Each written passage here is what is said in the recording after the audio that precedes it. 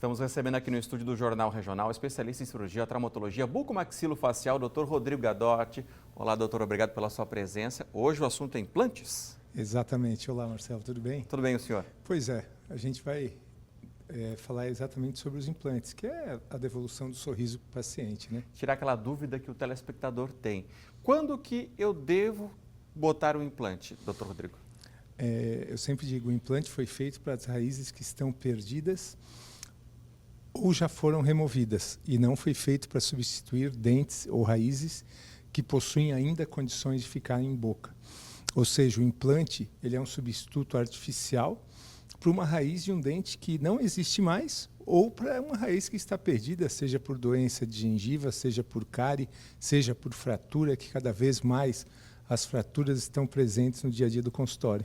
Depois que se coloca o implante, então, ele fica fixo no maxilar, né? Exatamente, ele fica fixo na estrutura óssea. Na verdade, existe um processo que é conhecido por osteointegração, ou seja, a integração daquele implante à estrutura óssea, e ele permite esse implante que seja colocado um dente apoiado de forma fixa nesse implante. Eu ia perguntar justamente isso. Então, o implante fica ali. De repente, você daqui a pouco pode trocar até a coroa ali de cima, mas o implante, ele... Acontece muitos casos que a gente fez implantes há 15 anos, 20 anos, e que atualmente estão tendo que trocar a parte externa, ou seja, a parte aparente do dente. Por quê?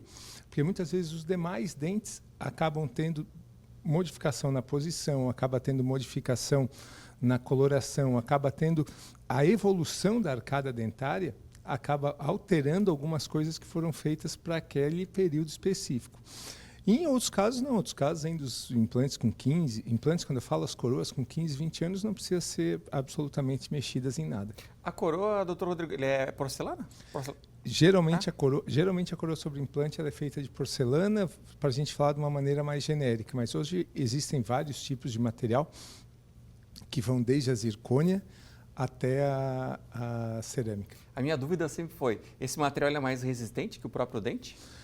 Eu sempre digo que a coisa mais resistente que foi feito, o ser humano perdeu, seja por fratura, seja por cárie, seja por doença periodontal, porque por mais que ele seja muitas vezes mais resistente à fratura, o dente que a gente está colocando, seja que tem hoje zircônias que são extremamente duras, mas o dente foi feito não só por uma questão de ser extremamente duro, mas para ele absorver carga e automaticamente também ter uma certa maleabilidade, ou seja, ele absorve um pouco aquele trauma que ele absorvia, coisa que o implante muitas vezes não consegue fazer. Então, por isso que eu digo, quando a gente consegue manter uma raiz de um dente natural, é sempre melhor do que fazer os implantes dentários. Em casos que a gente não consegue mais manter as raízes, aí sim a gente parte para os implantes. A gente vê que algumas pessoas ainda usam a dentadura, né?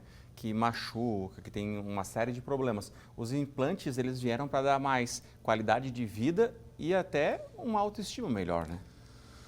Os implantes, principalmente nesses casos, onde que eles foram desenvolvidos lá no início para pacientes que perderam todos os dentes, seja por qualquer motivo que foi, e não tem mais dentes em boca, muitas vezes os implantes vêm substituir o quê? A autoestima que o paciente perdeu, a capacidade mastigatória, o paciente muitas vezes se acostuma com aquela prótese, ou seja, ele acredita que ele esteja mordendo bem, mas na verdade ele já perdeu a capacidade mastigatória há muitos anos e a estrutura óssea acaba diminuindo cada vez mais no decorrer dos anos em pacientes que perderam os dentes. Ou seja, se eu for tratar com implantes pacientes que perderam os dentes há 40, 50 anos, o que é comum, muitas vezes a estrutura óssea já está bem menor do que pacientes que perderam os dentes há 5, 10 anos atrás. Então, os dentes, além de ajudar na manutenção da estética, da autoestima do paciente, ele também acaba ajudando na manutenção óssea, para quando que o paciente precisar sim fazer um implante, ter aí esse osso de uma qualidade melhor. Isso ocorre também quando a pessoa fica com a famosa boca murcha, que vai dando uma sensação diferente no rosto da pessoa, né? Na verdade, quando o paciente tem uma perda da dentição e o tamanho dos dentes vão diminuindo, a pessoa acaba perdendo o que a gente chama de altura facial. E muitas vezes essa altura facial é como se fosse o arcabouço do rosto. E quando ela perde aquele arcabouço do rosto, a boca acaba ficando levemente mais intruída, ou seja, com aquela boca, entre aspas, mais chupada. No sentido do quê? Como se fosse sem esse suporte. E sem esse suporte para o lábio, sem esse suporte para o terço inferior da face, o paciente acaba perdendo, sim, essa estética facial. É claro que cada paciente tem a sua história, não? Por isso precisa fazer uma avaliação, né, doutor Rodrigo? Exatamente. Existem pacientes que, na verdade, já têm uma predisposição, um arcabouço genético para alguns tipos de alteração facial.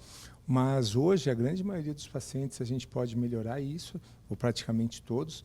A gente pode devolver as arcadas para uma posição que o paciente já tinha ou deveria ter se mantido no decorrer dos anos, seja por algum motivo ele perdeu.